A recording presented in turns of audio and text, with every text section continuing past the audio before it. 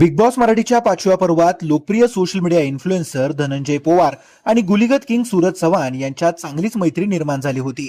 Show दरम्यान धनंजयनं सूरजच्या नवीन घरासाठी सोफा सेट देण्याचं आश्वासन केलं होतं. मात्र नंतर हा विषय सोशल मीडियावर वादाचा ठरला. नुकत्याच एका पॉडकास्टमध्ये धनंजयनं याबाबत सविस्तर भूमिका मांडली आहे. त्याच्या म्हणण्यानुसार सोफा पाठवण्याची तयारी सुरू असतानाच पत्ता आणि इतर काही कारणांमुळे तो उशिरा देण्याचा निर्णय झाला. त्यानंतर सूरजच्या घरी गेल्यावर त्याला आधीच नवीन सोफा आणि डायनिंग टेबल भेट मिळाल्याचं दिसलं. त्यामुळे पुन्हा तसंच गिफ्ट देण्याची गरज उरली नाही, असं धनंजयने सांगितलं.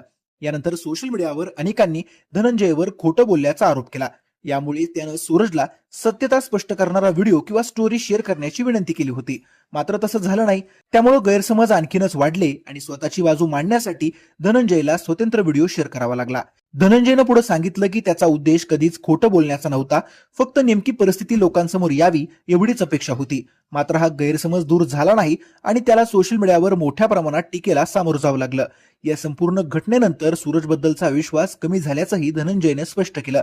चांगल्या हेतूनं मदत करण्याचा प्रयत्न केला होता, पण घडलेल्या प्रकरणामुळे दोघांमधील नात्यात दुरावा निर्माण झाल्याचं त्यानं सांगितलं.